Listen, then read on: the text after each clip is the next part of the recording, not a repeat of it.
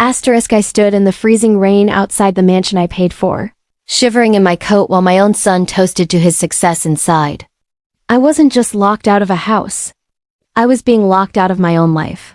That cold rain didn't wash away my pain. It watered the seeds of a brutal revenge that would destroy their entire world. Asterisk. Before I tell you how I took back my empire and taught my ungrateful family a lesson they will never forget, please hit that subscribe button for the Wisdom and Justice channel and turn on notifications. You do not want to miss a second of this. Asterisk my name is Eleanor Vance, and for 40 years, I have been the iron fist inside the velvet glove of the East Coast logistics industry. I didn't bake cookies or knit sweaters. I negotiated union contracts, managed fleets of 18-wheelers, and built Vance Logistics from a single rusted truck into a multi-million-dollar empire. When my husband passed away in the late 90s, I didn't crumble. I doubled down. I worked harder, faster, and smarter to ensure that our only son, Greg, would never know the meaning of want. I gave that boy the world on a silver platter. I paid for the best prep schools, the Ivy League degree he barely earned, and eventually, I handed him the keys to a subsidiary company so he could play CEO without the risk of ruining the main business. I thought I was securing his future. I thought I was being a good mother. But as I stood on that porch, I realized the road to hell is paved with good intentions. And I had just laid down the asphalt myself. Asterisk. It was Thanksgiving Day. The drive over to Greg's sprawling estate in the suburbs of Boston, a house purchased with a loan from me that he had conveniently forgotten to repay, was filled with a naive hope. I had spent the morning baking my famous pumpkin cheesecake, the one Greg used to beg for when he was a little boy with scraped knees. I sat in the back of my town car, clutching the box, thinking that maybe this year would be different. Greg had been distant lately, always too busy to call unless he needed a signature on a check. His wife, Brittany, was even worse. She was a former beauty queen with a smile that didn't reach her eyes and a spending habit that could bankrupt a small country. But it was the holidays. Families come together, right? That is the American dream we are all sold. Asterisk when I arrived, the house was blazing with lights. Expensive luxury cars lined the driveway, Porsches, Range Rovers, a few Teslas. It looked more like a corporate networking event than a family dinner. I told my driver to head home to his own family, confident I would catch a ride back with Greg. I walked up the stone path, battling the biting November wind, and rang the doorbell. It took 5 minutes for the door to open, and when it did, it wasn't my son or my grandchildren, Tyler and Madison. It was a stressed-out caterer who looked at me like I was a delivery driver. Asterisk Brittany appeared a moment later, clicking down the hallway in heels that cost more than my first car. "Eleanor," she said, stopping 3 feet away. "No hug, no hello." Her eyes scanned my vintage wool coat with mild disgust. "You're early. We told you 6. Asterisk, it's 5:40, Brittany," I said, trying to keep the warmth in my voice. "I brought the cheesecake Greg loves." "Is he around?" Asterisk, Greg is in the study with the investors, she said, blocking my path. She took the cake box from my hands and shoved it at the caterer without even looking at him. "Put this in the garage fridge. We have a specific menu tonight, and Chef Andre hates outside food." She turned back to me. "Here's the situation. We have high-profile partners from the tech firm Greg is trying to merge with tonight. It's a delicate dynamic. These investors are young, hip. They value vitality. Having you hovering around with your old trucking stories, it kills the vibe." Asterisk I stood there stunned. My old trucking stories were the reason she was wearing those diamonds. "So you want me to leave?" Asterisk, "No, that would look bad," she said with a fake plastic smile. "We set up a table for you in the sunroom. It's off the kitchen. You can see the garden. The kids will pop in later. We just need the main dining room for the business talk." Asterisk the sunroom. She was putting me in the glass-enclosed porch where they kept the plants. It wasn't even heated properly. I swallowed the lump of rage forming in my throat. "Fine," I said, my voice cool. "I'll go to the sunroom." Asterisk I sat there for 2 hours. It was freezing. I kept my coat on. The view of the garden was just pitch black darkness and rain lashing against the glass. I could hear the laughter from the dining room. I could hear Greg's booming voice, spouting buzzwords to impress strangers. A young waiter brought me a plate of cold turkey and no gravy. When I asked for a bourbon, he returned with cheap cooking wine, whispering that Brittany said the good stuff was for guests only. Asterisk, that was the snap. I set the glass down and walked softly into the hallway to use the restroom. The dining room doors were ajar. Asterisk, to the merger. I heard Greg shout. To the future. Asterisk. So, the capital for the buy-in. A slick voice asked. You're sure the funds are liquid? Asterisk. It's done. Greg bragged. I'm liquidating the legacy assets. The trucking division is basically scrap metal anyway. Old world trash. We're pivoting to AI. I'm selling the fleet and the warehouses Monday. Asterisk, my heart stopped. He was selling Vance Logistics? He was gutting the company my husband and I built with our blood and sweat to fund some startup fantasy? Asterisk, and your mother? The voice asked. She's the majority shareholder. Asterisk, Brittany laughed, a cruel sound. Oh, don't worry about Eleanor. She's losing a step. Greg has power of attorney. We're moving her into a facility next month. Sunset Gardens. It's better for everyone. She gets care, and we get control without Grandma checking the books. Asterisk. Is she that bad? Asterisk, total dementia, Greg lied smoothly. She doesn't even know where she is half the time. Just tonight, she showed up a day early thinking it was Christmas. Asterisk, I stood in the hallway trembling. Dementia. Power of attorney. Selling my company. Putting me in a home. They had it all planned. They weren't just excluding me. They were erasing me. They were going to declare me incompetent and strip mine my life's work. Asterisk, I looked at my reflection in the mirror. I looked old, yes. But my eyes were sharp. And for the first time in years, they were burning. I didn't storm in. I didn't scream. That's what a crazy old woman would do.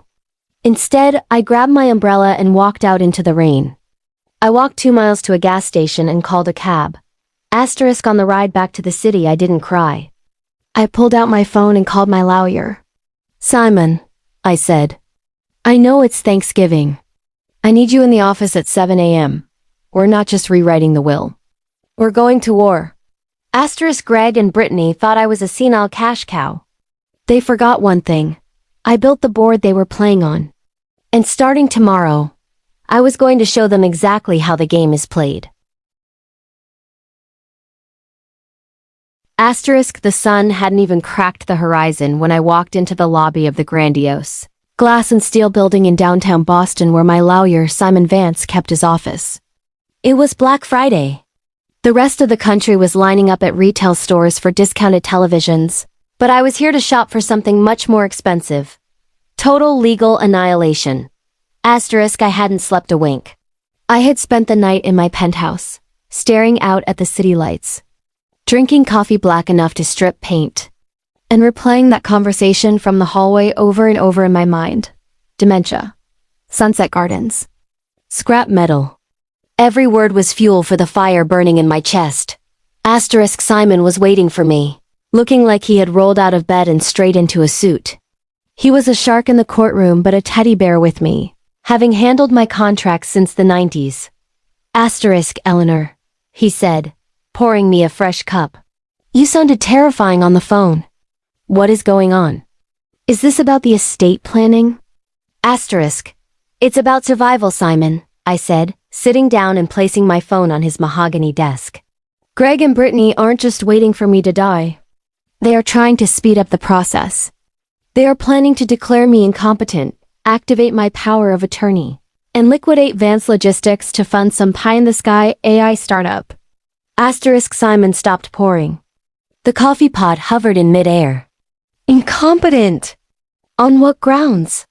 You just negotiated a union contract last month that made the Teamsters weep. Asterisk, they're going to lie, I said flatly. They are going to say I'm senile. Brittany told their investors I showed up a day early for Thanksgiving, confused. They are building a narrative. And apparently the sale of the fleet is scheduled for Monday morning. Asterisk Simon slammed the coffee pot down. Monday? That's in 3 days.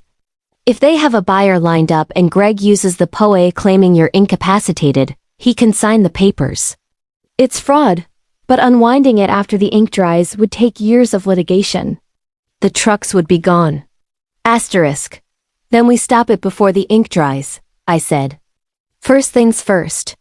I want to revoke the power of attorney, immediately. Asterisk done, Simon said, already typing. But here's the kicker, Eleanor. If we file this with the courts today, Greg gets notified. If he knows you're on to him, he might try to move funds or destroy evidence before we can lock him out. He has access to the corporate accounts as the acting CEO. Asterisk, I thought about that. If I tipped my hand now, he would panic. A panicked rat bites. I needed him to think the cheese was still there until the trap snapped shut. Asterisk, draft the revocation, I commanded. But don't serve him yet. Have it ready to file at 8 a.m. Monday morning. I need the weekend. I need to know how deep the rot goes. If he is this desperate to sell a profitable company for quick cash, he is in trouble. Big trouble. Asterisk, I left Simon's office with a folder of documents and a burning sense of purpose. My next stop wasn't home. It was Vance Logistics HQ. The headquarters was located in the industrial district, a gritty contrast to Greg's manicured suburbia. I used my key card to enter the back door. Greg hadn't locked me out of the building yet. That was his arrogance. He thought I was too old to drive down here on a holiday. Weekend. Asterisk, I made my way to the server room and called Marcus, our head of IT. He was a brilliant kid I had hired straight out of community college. Marcus, I said. It's Eleanor. I'm paying triple overtime. Get to the office. We're going fishing. Asterisk 40 minutes later, Marcus was typing furiously on a terminal. Okay, Mrs. V, he said. I'm in Greg's private partition. It's ugly. He's been bleeding the maintenance budget to pay for consulting fees to a shell company. But look at this liability. He pointed to a figure in red. $12 million. I whispered. Asterisk, he took out a hard money loan, Marcus explained. Private equity sharks. He used the fleet's title as collateral without board approval. The loan is due next week. That's why he's selling the company on Monday. If he doesn't pay this back, he defaults. Asterisk, then Marcus froze. Whoa, Mrs. V, look at this email from Brittany to Greg. Asterisk subject. The mother problem. Dr. Sheffers signed the affidavit. We just need to get her to sign the insurance papers on Monday. Tell her it's for taxes. Once she signs, the POA triggers, and we can authorize the transfer. Asterisk, my hand tightened on the chair. Dr. Sheffer was my concierge doctor. They'd bought him off. They were going to trick me into signing my own commitment papers. Asterisk, print everything, I said. And kill his access to the surveillance cameras. Asterisk, I left the office and drove straight to Mass General Hospital. I spent 6 hours undergoing a full neurological workup. I told the doctors exactly what was happening.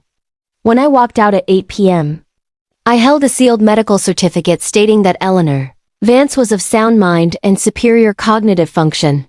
Asterisk, my phone exploded with texts from Greg. Mom, where are you? Please call me. We need to meet Monday for some tax paperwork. Asterisk, I typed a single reply. Sorry, dear. I felt unwell and went home to rest. Old age, I guess. I'll see you Monday at the office. Asterisk, he replied instantly. Great. Just bring yourself. We'll handle the paperwork. Asterisk, I poured myself a bourbon. Monday morning was going to be a bloodbath. And they were going to hand me the knife. Asterisk, Sunday dragged on like a wet week. I spent the day in my penthouse, rehearsing my lines like an actress preparing for Broadway. I needed to be the old Eleanor. The confused Eleanor. It is a hell of a thing. Having to practice being weak when you have spent 40 years being the strongest person in the room. Asterisk. Monday morning arrived with a sky the color of a bruised plum.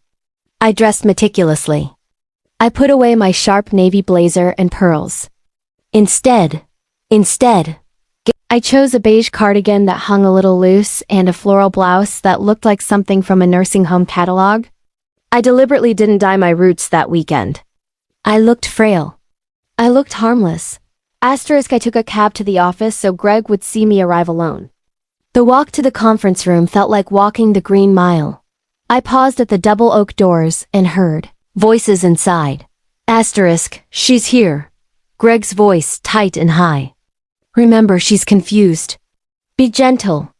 We need the signature on the POA before the Vertex guys sign the purchase agreement. Just get it done, Greg, a deep voice growled. We have a flight to catch. I took a deep breath, let my shoulders slump, and pushed the doors open. The room went silent. Greg sat at the head of the table. Brittany was next to him, tapping on her iPad. Dr. Sheffer sat with a fake sympathetic look, and across from them were three men in charcoal suits, the Vertex Capital goons. Mom? Greg jumped up, rushing to guide me to a chair. You made it. Here, sit down. Can I get you water? Oh, Greggy, I said, looking around with wide, bewildered eyes. Who are all these nice men? Is this the Christmas party? Brittany rolled her eyes. One of the suits leaned forward. Mrs. Vance, we're business associates. We're here to help with some paperwork. Paperwork? I asked. I thought we were doing taxes. Yes, taxes, Greg said, sweating. He pushed a stack of documents toward me. It just says that you're letting me handle the math stuff so you can relax. You'll go to a lovely place called Sunset Gardens. Sunset Gardens, I repeated. Do they have bingo? Tons of bingo. Greg said desperately. Just sign, Mom. Please. I held the pen over the paper. The room was silent. I saw Brittany smirk. You know, I said, my voice suddenly dropping an octave, losing the shake. I was reading the Wall Street Journal this morning. Greg froze. What? The journal. I said, looking up and locking eyes with the Vertex executive. They had an article about asset stripping. Did you know that when a company is sold to private equity, the pension fund is usually the first thing to go? It's theft. The executive narrowed his eyes. Mrs. Vance, I don't think you understand. Oh, I understand, Mr. Sterling, I said. I understand my son owes you $12 million because he bet on horses. And I understand this document is a lie designed to bypass the board. Greg's face went pale. Mom, you're confused. Dr. Sheffer, tell her. Dr. Sheffer stood up. Eleanor, this aggression is a symptom of dementia. We need to sedate her. Sit down, you quack, I snapped. The command cracked like a whip. He fell back into his chair. I'm not ruining anything, Gregory. I'm saving it, I said, pulling a thick manila envelope from my purse. Article 4. Section 2 of the company bylaws states that any sale of assets requires unanimous consent of founding shareholders. That's me. And since I am the majority shareholder, your deal is void. You're signing the power of attorney. Brittany shrieked. You're incompetent. Actually, Simon's voice boomed from the doorway. He walked in with 2 police officers and a representative from the medical board. We have a certified evaluation stating Eleanor is of sound mind. And we have a revocation of all powers of attorney filed at 8:01 a.m. The Vertex men stood up. Greg, Sterling said. You told us you had clear title. We're done here. You have until Wednesday to repay the loan or we seize your personal assets. They marched out. Greg slumped in his chair. Mom, you called the cops? I called them on a thief, I said coldly. Officers? Gregory Vance? You are under arrest for embezzlement and wire fraud, the officer said, handcuffing him. As they dragged him out, Brittany screamed, You witch! You planned this. I taught you a lesson, I said. Never underestimate the person who built the roof over your head. Asterisk I had won. But as I watched them leave, I felt a hollow ache. I had saved the company, but I had lost my family. Asterisk the silence in the conference room after the police dragged my son away was heavier than a loaded freight train. The air still smelled of Brittany's perfume and the fear that had radiated off Greg. Simon packed his briefcase with deliberate movements. Asterisk, you know this isn't over, Simon said. Greg is going to call you. And Brittany. She's a cornered animal. She's going to bite. Asterisk, let her bite, I said. I've been bitten by bigger dogs. Asterisk I spent the rest of the day doing damage control, assuring my drivers their jobs were safe. The first call from jail came at 7 p.m. I let it go to voicemail. Greg sounded like a terrified child, begging for bail. I didn't call back. I told Simon, no bail. Let him sit there. Maybe he'll finally get some perspective. Asterisk, but I had forgotten that Brittany held the only assets I truly cared about, my grandchildren. Tyler and Madison. Asterisk Tuesday morning, I went to Tyler's soccer practice. I missed them terribly. As I approached the field, a security guard blocked my path. Mrs. Vance, I can't let you in, he said, looking embarrassed. Mrs. Brittany Vance updated the pickup list. She said you're a threat to the children's safety due to mental instability. Asterisk I looked past him and saw Tyler. He started to run toward me, but Brittany sprinted from the sidelines, yanked him back, and pointed at me, shouting lies I couldn't hear. It felt like a punch to the gut. She was poisoning them against me. Asterisk I drove home in tears. By evening, Brittany was on the news, standing in front of her foreclosed mansion, holding a terrified Madison. My mother-in-law is a monster, she sobbed to the cameras. She framed my husband because she's jealous. She threw her own grandchildren on the street. Asterisk she was spinning the narrative. She was the victim. I was the villain. My phone rang non-stop with reporters. I unplugged it. Then my cell buzzed. A text from an unknown number. Meet me at the diner on 4th. Alone. If you want to know what she's really planning. Asterisk I went. It was Tiffany, the receptionist from Greg's office. She slid a thumb drive across the table. Brittany fired everyone via email, she whispered. But she left her cloud account logged in. Mrs. Vance, Greg didn't go to Vertex. Brittany brought them to him. Asterisk my blood ran cold. Explain. Asterisk, she's been working with Sterling for 6 months, Tiffany revealed. She encouraged the gambling. She pushed him into debt so he would be desperate enough to sell the company. There's a draft agreement for a $2 million finder's fee payable to her upon the sale and your commitment to the home. Asterisk I gripped the table. Greg wasn't just a thief. He was a patsy. Brittany had engineered his downfall to cash out. She didn't care if he went to jail. It was better for her if he did. Asterisk, why give this to me? I asked. Asterisk, because she called my mom trash, Tiffany said. And because I see how she uses those kids. Asterisk I took the drive. This changed everything. Brittany thought she was fighting a PR war. She had no idea she had just handed me the nuclear codes. I wasn't just going to save my company. I was going to save my son from the viper he married. Asterisk I called Simon. Wake up. We're not going to family court. We're going to criminal court. Asterisk the thumb drive burned a hole in my pocket. Simon and I spent hours reviewing the files. It was a roadmap of a sociopath. Brittany referred to the kids as luggage she'd have to deal with. She mocked Greg's anxiety. We can bury her, Simon said. Not yet, I said. If we go to the police now, she hide the money and keep the kids away for years. I need Greg. I need him to see the truth. Asterisk Wednesday morning. I visited Greg in jail. He looked broken. You come to gloat? He rasped. Brittany is out there fighting for me.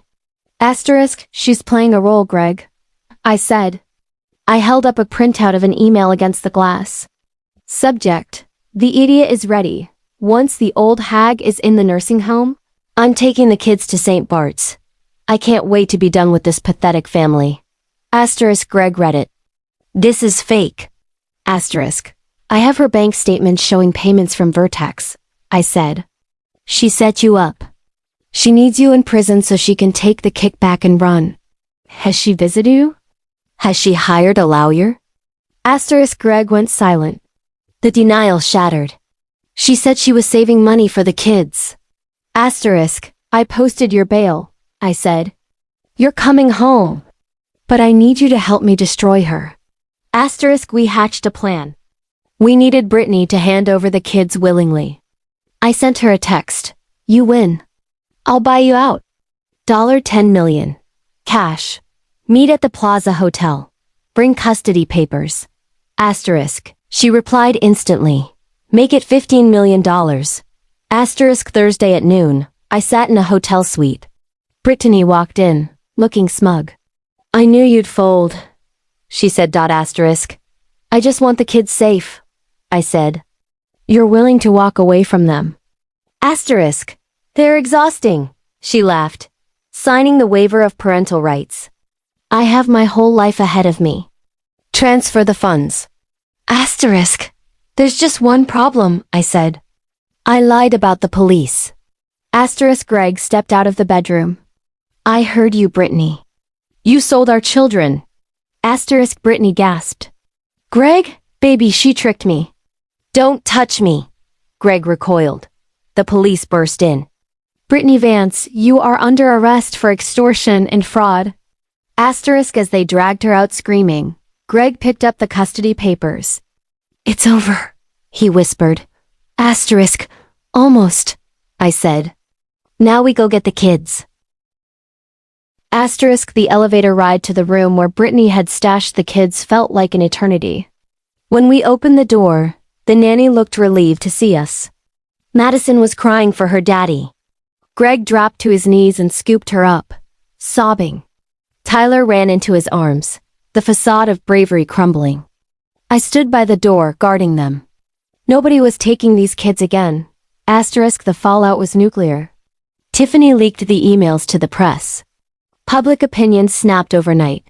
Brittany went from Mother of the Year to a pariah. She pled guilty and got 8 years. I saw her at sentencing. She looked at me for mercy. I gave her none. Asterisk. But fixing what she broke was the real work. Greg didn't get off scot-free. He took a plea deal for his part in the fraud, probation and a fine that wiped him out. Asterisk. The Monday after, Greg walked into Vance Logistics in a suit. I met him in the lobby with a box. Take off the tie, I said. Asterisk. Mom? Asterisk. You broke this company's trust, I told him. You don't get an office. You start today. Level 1. Logistics coordinator. You report to Mike on the docks. You earn your respect back. Asterisk. Greg looked at the safety vest in the box. He swallowed his pride and nodded. Crystal clear, boss. Asterisk. He worked on the docks for 6 months. He learned the business from the asphalt up. He reconnected with the kids, not as a rich dad, but as a present one. Asterisk. Thanksgiving came around again. It was just family. We were in the kitchen, making cheesecake. Greg was carving the turkey, laughing with Tyler. Asterisk. After dinner, I sat in the sunroom, my warm, heated sunroom. Greg came in with 2 bourbons. Quarterly reports are up, he said. We're back in the black. I know, I smiled. You saved my life, Mom, he said quietly. Even when I fought you. That's the job, I said. I looked at my reflection. I saw the wrinkles, but I saw strength. They tried to write me off because I was old. They forgot that steel only gets stronger in the fire. Asterisk. Greg, I said, standing up. Tomorrow is Monday. We have a union contract to negotiate. I'll be ready at 6:30, he said. My name is Eleanor Vance. I'm 70 years old. And I'm not just sitting at the head of the table. I am the table.